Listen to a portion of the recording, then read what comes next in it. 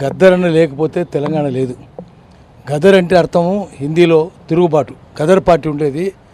సోన్ Singh బాగ్నా, general డయ్యర్ని చంపిన, జలియన్వాలా బాగ్లో ఘోరాలు చేసిన డయ్యర్ని చంపిన ఉద్దమ్ సింగ్, కర్తార్ సింగ్, వీళ్ళందరూ గదర్ పార్టీ, తిరుగుబాటు పార్టీ అని అర్థం. ఆయన తిరుగుబాటుకు సంకేతంగా తన పేరు గదర్ అని పెట్టుకున్నాడు. కానీ తెలుగులో గద్దర్ చేసినాం దాన్ని. ఆయన ప్రజాయుద్ధ నౌక ఎందుకంటే యుద్ధ నౌక ఎప్పుడు ప్రయాణం చేస్తూనే ఉండాలి. దానికి చాలా కష్టాలు ఉంటాయి. అయినా ఆయన అన్నింటిని ఎదుర్కొని యుద్ధ నౌకలో ఉన్నాడు. ఇప్పుడు అది పెట్టింది పుత్తూరు వెంకటేశ్వరరావు పెట్టింది ఆ పేరు. ఆంధ్రప్రభలో మొట్టమొదటి రాసినప్పుడు ప్రజాయుద్ధ నౌక.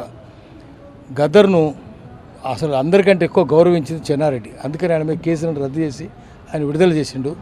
ఆ రోజు మేము పత్రికల వాళ్ళందరం కలిసి గద్దర్ అంట ఆయన ప్రెస్ క్లబ్కి వచ్చి మొట్టమొదటి ప్రెస్ కాన్ఫరెన్స్ పెట్టి ఇంటికి పోయిండు. వేల మంది ఆయన అంటే పోయినారు. తెల్లారి చెన్నారెడ్డి అడిగిండు ఎంతమంది వచ్చినారని. మేము చెప్పినాం 1000 మంది పోయినారని. నేను ముఖ్యమంత్రి కాకపోతే నేను కూడా మీ ఇంటర్ ర్యాలీలు వస్తుంటాయని చెప్పింది. అంత ఆదరణ ఆయనకు అట్లా ఉండేది.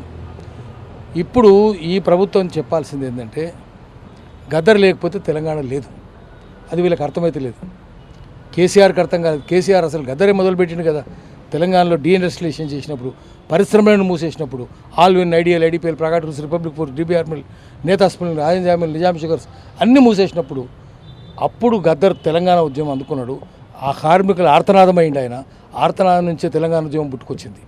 బెల్లెల్త కావచ్చు, గద్దర్ కావచ్చు, ఇక్కిరి సిద్ధులు, ముక్కా కరుణాకర్, శ్రీరాములు యాదవ్, ఆజమలి అందరూ ఆ ఉద్యమాన్ని చేస్తే అందరిని చంపేసినారు. గద్దర్ మీద 6 తూటాలు.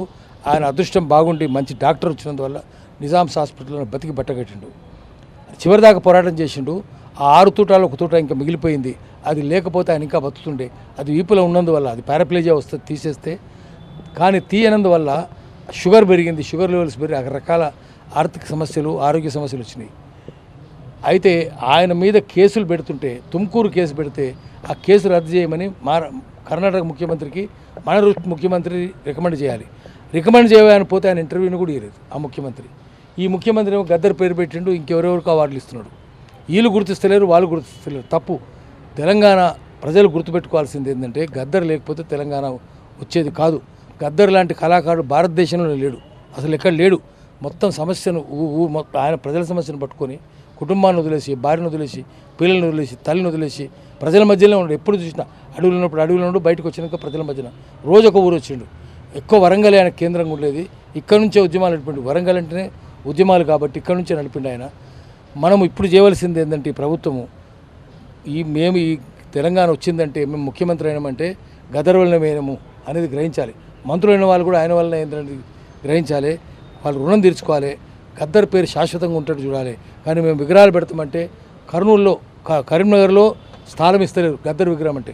ఎవరెవరిదో ఉంటుంది కానీ గద్దర్ది మాత్రం పెట్టినారు. ఇక్కడ పెడతామంటే దీనికి కూడా ఏం పర్మిషన్ ఇస్తున్నారు.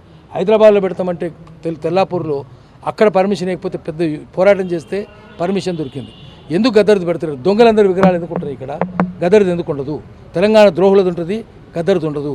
అందుకనే మేము గట్టిగా చెప్పేది ఏమంటే పెద్ద విగ్రహం ఇక్కడ వరంగల్లో ఉండాలి.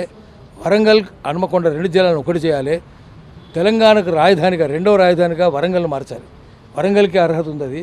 ఎందుకంటే తెలంగాణ సంస్కృతి మొత్తం పూర్తిగా వెళ్ళింది వరంగల్లోని. కాబట్టి ఇది 2వ రాజధానిగా ఉండాలి. ఇక్కడ అడుగడుగున విగ్రహాలు పెట్టాలి. మేము తీసుకొస్తాం విగ్రహాలు, పర్మిషన్ పోలీసు వాళ్ళు ఇవ్వాలి లేదా మున్సిపాలిటీ వాళ్ళు ఇవ్వాలి. అది ఇస్తలేరు. రెవెన్యూ వాళ్ళు అది ఇస్తలేరు.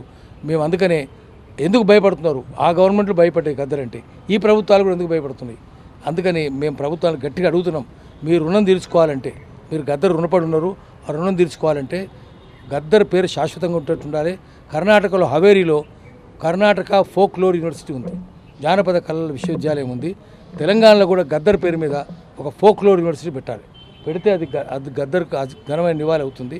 అది మేమందరం ప్రజలందరం కోరుదాము. ప్రభుత్వాన్ని గట్టిగా నిలదీద్దాం. గద్దర్ పేరు మీద ఫోక్లోర్ యూనివర్సిటీని సాధించుకుందాం.